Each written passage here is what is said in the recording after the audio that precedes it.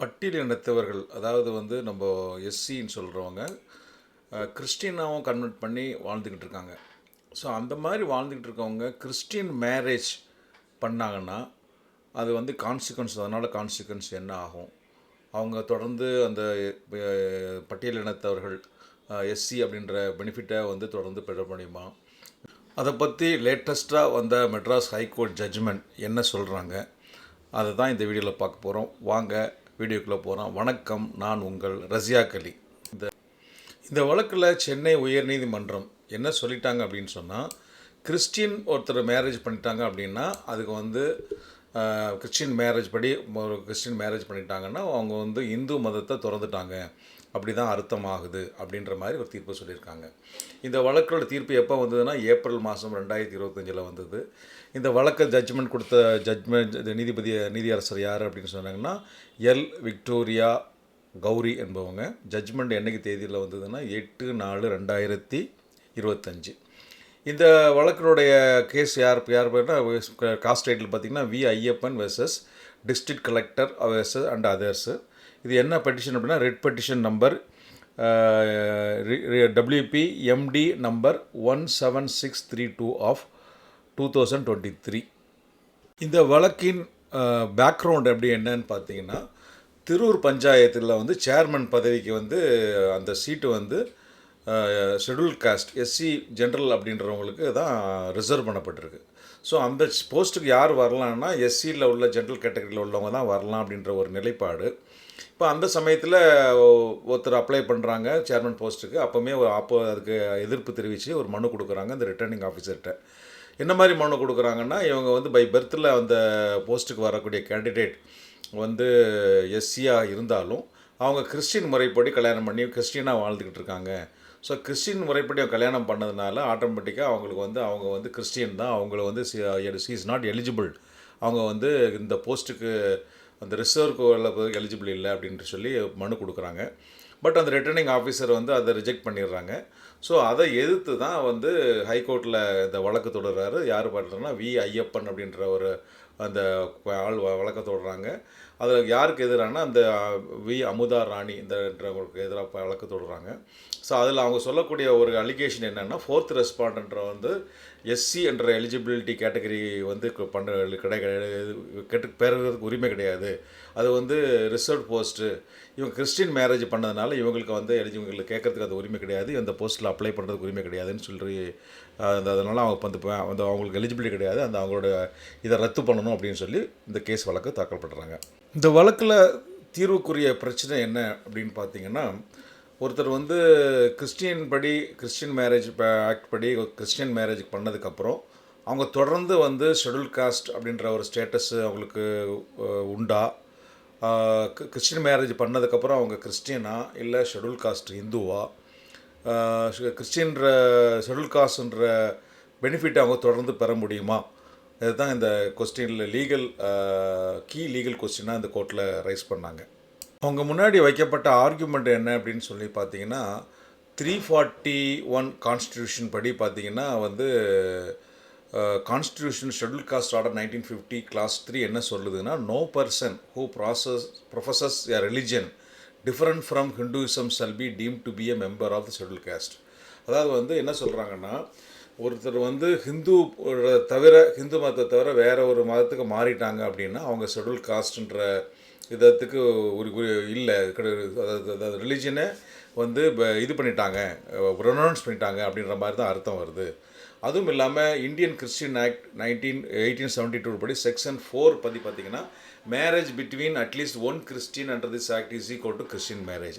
So வந்து Christian மேரேஜை பொறுத்த வரைக்கும் ஒருத்தர் கிறிஸ்டினாக இருந்தாலும் அது கிறிஸ்டின் மேரேஜ் தான்.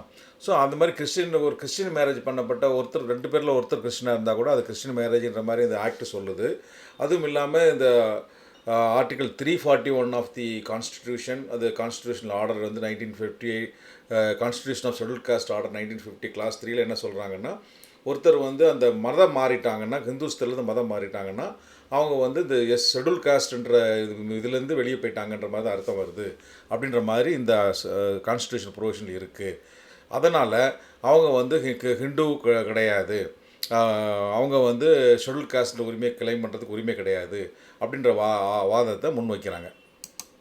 சம்மந்தப்பட்ட நபர் என்ன மாதிரி ஆர்குமெண்ட் வைக்கிறாங்க அப்படின்னு சொன்னால், நான் வந்து கிறிஸ்டின் முறைப்படி கல்யாணம் பண்ணியிருந்தாலும் நான் வந்து ஹிந்துவாக தான் வாழ்ந்துக்கிட்டு இருக்கேன், ஹிந்து கலாச்சாரத்தை பின்பற்றுறேன், ஹிந்துவாக தான் இருந்துக்கிட்டு இருக்கேன் அப்படின்ற மாதிரி ஒரு ஆர்குமெண்ட்டை முன்வைக்கிறாங்க. ஆனால் அதை கேட்ட நீதிபதி என்ன மாதிரி முடிவுக்கு எடுத்துட்டாங்கன்னா, நீங்கள் வந்து இந்தியன் கிறிஸ்டின் மேரேஜ் ஆக்ட் படி ஒருத்தர் வந்து மேரேஜ் பண்ணிட்டாங்க அப்படின்னா அது வந்து வாலண்டரியாக வந்து கிறிஸ்டியன் ஃபைத்தை ஏற்றுக்கிட்டாங்க அப்படின்ற மீனிங் தான் வருது. அதனால் வந்து அதுக்கு பேப்டிசம் பண்ணலைன்னா கூட பரவாயில்ல, கண்டக்டிங் ஆஃப் கிறிஸ்டின் மேரேஜ் அப்படின்றத வந்து இம்ப்ளைஸ், அது வந்து என்ன ஆகுனா அது வந்து ஹிந்துவிசத்தை திறந்து போயிட்டாங்க, ரெனவுன்சியேஷன் ஆஃப் ஹிந்துவிசம் அப்படின்ற மீனிங் தான் வருது. கிறிஸ்டின் மேரேஜ் கண்டக்ட் பண்ணுறது அது மாதிரி மீனிங் வருது. அது மாதிரி கிறிஸ்டியனிட்டி கன்வர்ஷன் ஆகிட்டாங்க அப்படின்ற மாதிரி ஒரு ஸ்டேஜ் வரும்போது அது வந்து ஆட்டோமேட்டிக்காக அவங்களுக்கு வந்து எஸ்சி இப்போக்குள்ள ரிசர்வேஷன் பெனிஃபிட்டை பெற முடியாது, அது டிஸ்குவாலிஃபை ஆகிடும் அப்படின்ற மாதிரி ஒரு முடிவுக்கு வராங்க. இந்த வழக்கில் முடிவெடுக்கிறதுக்கு அவங்க என்ன மாதிரி எவிடன்ஸ் எல்லாம் கன்சிடர் பண்ணியிருக்காங்கன்னு பார்த்தீங்கன்னா, இந்த மேரேஜ் ரிஜிஸ்டர், செயின்ட் ஆந்தனி சர்ச்சில் வழங்கப்பட்ட மேரேஜ் ரிஜிஸ்டர் பார்த்துருக்காங்க. அப்புறம் பேப்டிசம் ரெக்கார்ட்ஸை பற்றி பார்த்துருக்காங்க. ஆஃப் தி ரெஸ்பாண்டன்ஸில், அதாவது அந்த ரெஸ்பாண்டனோட குழந்தைங்களோட பேப்டிசம் ரெக்கார்ட்ஸை பார்த்துருக்காங்க. அப்புறம் கிறிஸ்டியன் ரூல்ஸ், ரிச்சுவல்ஸ், அதாவது அங்கே பண்ணுற சடங்குகள், அந்த ரெஸ்பாண்டன்ட் ஃபேமிலியில் கிறிஸ்டியனிட்டியில் பண்ணப்பட்ட சடங்குகளை பார்த்துருக்காங்க. அப்புறம் வந்து இதெல்லாம் பார்க்கும்போது கான்ஃப்ளிக்டிங் லீகல் சர்டிஃபிகேட் இருக்குது. இதில் வந்து பார்த்திங்கன்னா கிறிஸ்டியன் லாவில் பொறுத்த வரைக்கும் ஒரு கிறிஸ்டியனும் 2 பேரில் ஒருத்தர் கிறிஸ்டியனாக இருந்தால் போதும் கல்யாணம் பண்ணுறதுக்கு சர்ச்சில் அப்படின்ற ஒரு இது இருக்கிறத பார்த்துட்டு, no bar for the interfaith Christian marriage பண்ணுறதுக்கு, கிறிஸ்டின் மேரேஜ் பண்ணுறதுக்கு ஒரு தடை இல்லைன்ற மாதிரி இருக்குது. இது இப்போ canon principle, canon law of canon 1059 இதையும் பார்த்து கன்சிடர் பண்ணி தான் இந்த ஜட்ஜ்மெண்ட்டை அவங்க டெலிவரி பண்ணியிருக்காங்க. என்ன மாதிரி அவங்க அனலைஸ் பண்ணியிருக்காங்க அப்படின்னு சொல்லி பார்த்திங்கன்னா, ஒரு ஹிந்து லாவாக இருந்தாலும் சரி, கிறிஸ்டின் லாவாக இருந்தாலும் சரி, ஹிந்து லா படி வந்து 2 ஹிந்து தான் ஹிந்து முறைப்படி கல்யாணம் பண்ண முடியும். அதே மாதிரி கிறிஸ்டின் லா படி பார்த்திங்கன்னா 2 கிறிஸ்டின்ஸ் தான் கிறிஸ்டின் லா படி கல்யாணம் பண்ண முடியும். ஹிந்து லா வந்து 2 மாறுபட்ட மதத்தை சார்ந்தவங்களை கல்யாணம் பண்ணுறதுக்கு அனுமதிக்கலை. அதே மாதிரி கிறிஸ்டியன்ஸ் எல்லாவும் வந்து 2 மாறுபட்ட சமூகத்தை சேர்ந்தவங்களை கல்யாணம் பண்ண அனுமதிக்கலை. ஸோ 2 ஜாதியை சேர்ந்தவங்க, 2 மதத்தை சேர்ந்தவங்க ஒன்றா கல்யாணம் பண்ணுறதுக்கு அனுமதிக்கிறது வந்து பார்த்திங்கன்னா ஸ்பெஷல் மேரேஜ் ஆக்ட் தான். ஸோ வந்து இந்த கேஸில் வந்து பார்த்திங்கன்னா அவங்க வந்து என்ன டாக்டர் நடுவர் இவங்க 2 கிறிஸ்டின் மேரேஜை பற்றி கல்யாணம் பண்ணிட்டாங்க அப்படின்னும் போது பார்த்திங்கன்னா அது ஆட்டோமேட்டிக்காக வந்து 2 பேரும் கிறிஸ்டியன் ஆகிட்டாங்க அப்படின்றதாக தான் பண்ண முடியும். அதை தான் இந்த டாக்டரில் வந்து என்னென்ன அனலைஸ் பண்ணும்போது சொல்லிட்டாங்கன்னா, doctrine of legal identity merger of கல்யாணம் பண்ணதுனால 2 மெர்ஜர் ஆகிட்டாங்க, compared with legal common law அந்த பிரின்சிபலை ஃபாலோ பண்ணிட்டு அது பண்ணி இந்த ஜட்ஜ்மெண்ட் டெலிவரி பண்ணுறாங்க. அப்புறம் வந்து ஒவ்வொருத்தருக்கும் பர்சனல் லாஸாக இருக்குது. கன்வர்ஷனை வந்து லீகலாக வந்து இந்த மேரேஜ் பண்ணதுலேருந்தே நம்ம ஒரு தீர்மானத்துக்கு வரலாம், ஒரு அனுமானத்துக்கு ஏற்படுத்தலாம் அப்படின்ற மாதிரி ஒரு முடிவுக்கு இந்த ஜட்ஜ்மெண்ட்டில் அனலைஸ் பண்ணி சொல்லியிருக்காங்க. இந்த தீர்ப்பில் ஃபைனலாக சொன்ன வெர்டிக்ட் என்னன்னு பார்த்தீங்கன்னா, மிஸ்ஸஸ் அமுதா ராணியை வந்து deemed Christian due to marriage and Christian rights, Christian திருமணம் பண்ணி வழக்க முறையில் ஃபாலோ பண்ணனால அவங்க வந்து கிறிஸ்டியனாக கருதப்படுவாங்க, டீம்டு டு பி கிறிஸ்டியன். அப்போ அதனால் வந்து அவங்க ஷெட்யூல் காஸ்ட் ஸ்டேட்டஸை வந்து டிஸ்குவாலிஃபை ஆகிடுறாங்க, அதுலேருந்து அவங்களுக்கு இழக்குறாங்க. அதனால் வந்து அவங்க சேர்மன் போஸ்ட்டில் வந்து அவங்க சேர்மன் போஸ்ட், அது வந்து எஸ்சிக்காக ரிசர்வ் பண்ண சேர்மன் போஸ்ட்டை வந்து அவங்க வந்து ஹோல்ட் பண்ண முடியாது. அதனால் இப்போ இந்த தீர்ப்பை வச்சு மேற்கொண்டு சம்பந்தப்பட்ட அதிகாரிகள் உரிய நடவடிக்கை எடுக்கணும் அப்படின்ற மாதிரி உத்தரவை அவங்க பிறப்பிச்சிருக்காங்க. இந்த தீர்ப்பினால் வரக்கூடிய இம்ப்ளிகேஷன்ஸ், விளைவுகள் என்ன அப்படின்னு பார்த்தீங்கன்னா, ஒருத்தர் வந்து ஒரு எஸ்சி ஷெட்யூல் பட்டியலினத்தவர் வந்து மேரேஜ் கிறிஸ்டியன் ரைட்ஸ் படி கிறிஸ்டியன் மேரேஜ் பண்ணிட்டாங்கன்னா அது வந்து தட் அமௌண்ட்ஸ் டு, அது வந்து கன்வர்ஷன் ஆகிட்டாங்க, கிறிஸ்டியனிட்டி கன்வர்ஷன் ஆகிட்டாங்க அப்படின்றத ஒரு அனுமானம் ஏற்படுவோம். அதனால் வந்து அது வந்து அவங்க வந்து அவங்களோட ரிசர்வ்டு போஸ்ட், அதாவது வந்து ஒரு எஸ்சி அப்படின்ற ஒரு ஸ்டேட்டஸை வச்சு அவங்க போஸ்ட்டை ஹோல்ட் பண்ண முடியாது. இது வந்து என்ன சுப்ரீம் கோர்ட்டினுடைய கான்ஸ்டிடியூஷனில் எஸ்சி பட்டியலினத்தவர்களுக்கு கொடுக்கப்பட்ட ஒரு ஸ்டேட்டஸை ஸ்ட்ரிக்டாக இன்டர்பிரேஷன் பண்ணி இந்த தீர்ப்பு வழங்கியிருக்கிறதுனால இதை ஸ்ட்ரிக்டாக இன்டர்பிரேஷன் பண்ணணும் அப்படின்ற மாதிரி ஒரு நிலைப்பாடை ஏற்படுத்தியிருக்காங்க.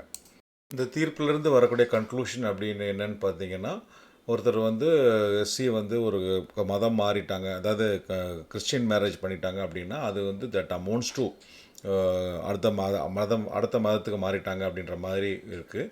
அதுவும் பர்டிகுலராக article 341 and scheduled caste order 1950 படி பார்த்திங்கன்னா ஒரு இந்து மதத்தை தவிர வேறு எந்த மதத்துக்கும் மாறினவங்க வந்து அந்த ஷெடியூல் காஸ்ட்டுக்குள்ள உரிமையை கிளைம் பண்ண முடியாதுன்ற ஒரு நிலைப்பாடு இருக்குது. ஸோ அதையும் உறுதிப்படுத்தியிருக்காங்க. ஸோ ஒருத்தர் வந்து ஒரு ஷெடியூல் பட்டியலினத்தவர் ஒரு கிறிஸ்டின் ஒரு பெண்ணை கல்யாணம் பண்ணணும் அப்படின்னா ஒரு கிறிஸ்டின் முறைப்படி கல்யாணம் பண்ணிட்டாங்க, சர்ச்சில் போய் கல்யாணம் பண்ணாங்கன்னா அவங்க அந்த ஸ்டேட்டஸை இழந்துருவாங்க. ஸோ தொடர்ந்து அவங்க வந்து ஒரு பட்டியலினத்தினராக இருக்கணும், என்ன இப்போ இருக்கிறோன்றதை நிரூபிக்கிற மாதிரி இருக்கணும்னா அவங்க வந்து ஸ்பெஷல் மேரேஜ் ஆக்டில் பண்ணலாம். பார்த்திங்கன்னா ஹிந்து மேரேஜ் ஆக்ட்லேயும் ரெண்டு ஹிந்துவை தவிர வேறு யாரும் ரெண்டு பேரும் கல்யாணம் பண்ணுறாங்க, ரெண்டு பேரும் ஹிந்துவாக இருக்கணும். கிறிஸ்டின் மேரேஜ் ஆக்ட்லேயும் ரெண்டு பேரும் ஹிந்துவாக இருக்கணும், ரெண்டு பேரும் கிறிஸ்டினாக இருக்கிறதாவே கருதப்படுவாங்க. பட் ஸ்பெஷல் மேரேஜ் ஆக்டை பொறுத்த வரைக்கும் வந்து ரெண்டு மதத்தவர்கள் ரெண்டு வேறுபட்ட மதத்தவர்கள் கல்யாணம் பண்ணிக்கலான்ற ஒரு நிலைப்பாடு இருக்குது.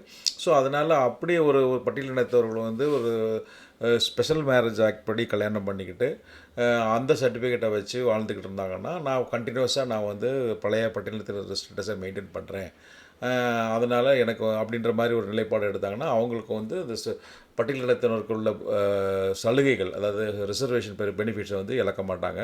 அந்த மாதிரி விஷயங்கள் தான் இருக்குது. ஸோ இது வந்து ஒரு முக்கியமான மேஜர் ஜட்ஜ்மெண்ட்டு. இது வந்து எந்த அளவுக்கு இம்ப்ளிகேஷன் ஆகுன்றதை வந்து பொறுத்து தான் பார்க்கணும். இப்போ நிறைய பேர் வந்து படிக்கும்போது பட்டியலினத்தினராக வந்து ரிசர்வேஷன் கேட்டகரியில் இப்போ போஸ்ட் வாங்குகிறாங்க, அதுக்கப்புறம் படித்தப்பறம் ரிசர்வேஷன் கவர்மெண்ட் சீட் போஸ்ட்லாம் வாங்குகிறாங்க. இப்போ அவங்களுக்கு எந்த மாதிரி பாதிப்பை ஏற்படுத்தப்படும், இது வந்து தொடர்ந்து வாங்கும்போது மட்டும்தான் அந்த போஸ்ட் வாங்கும்போது மட்டும்தான் இந்த இது நிலைப்பாடா, இல்லை ஒரு பட்டியலினத்தினர் பெனிஃபிட்டை இப்போ ரிசர்வேஷன் பெனிஃபிட்டு ஒரு சீட்டு வாங்கிட்டு அதுக்கப்புறம் ஒரு கிறிஸ்டியனாக கன்வெர்ட் பண்ணி ஒரு கிறிஸ்டின் மேரேஜ் பண்ணிட்டாங்கன்னா திருப்பி அந்த தொடர்ந்து பதவியில் இருக்கலாமா இருக்க முடியாதா, அதுக்கு என்ன நிலைப்பாடுன்றதெல்லாம் பார்த்து பொறுத்து இருந்தால் பார்க்கணும், ஜட்ஜ்மெண்ட் என்ன மாதிரி வருதுன்றதை பார்க்கணும். ஸோ அவங்க ஒரு பட்டியலினத்தோடு தன்னுடைய பொசிஷனை சேஃப்கார்ட் பண்ணிக்கிறணும் அப்படின்னா அவங்க வந்து ஸ்பெஷல் மேரேஜ் ஆக்டில் கல்யாணம் பண்ணிக்கிட்டால் அவங்களுக்கு எந்த விதமான பாதிப்பு வராதுன்ற மாதிரி தான் இந்த ஜட்ஜ்மெண்ட்டில் இருக்குது. தொடர்ந்து நம்ம சேனலில் பாருங்கள். ரஸியாக் சட்டம் அறிவோம், ரஸியாக் லா டியூப்னு 2 சேனல் இருக்குது. நம்ம சேனல் ஏராளமான வீடியோ இருக்குது. அந்த வீடியோ மூலிமா பார்த்து நம்ம உங்களோட சட்ட அறிவை பெருக்கிக்கங்க. அதையும் தாண்டி உங்களுக்கு ஏதாவது சந்தேகங்களோ ஒரு சட்ட ஆலோசனையோ தேவைப்பட்டால் இந்த நம்பரை கான்டாக்ட் பண்ணுங்கள். இஃப் டைம் பெர்மிட்ஸ் என்னோடய டைம் அவைலபிலிட்டியை பொறுத்து உங்களுக்கு தேவையான சட்ட ஆலோசனைகளை நேர்லேயோ இல்லை ஃபோன்லேயோ தெரிவிக்கிறேன். அடுத்த ஒரு டாப்பிக்கோடு உங்களை வரேன், உங்களோட வந்து சந்திக்கிறேன். அதுவரை உங்களிடமிருந்து விடைபெறுவது உங்களில் ஒருவன், ரஸியாக் அலி. நன்றி, வணக்கம்.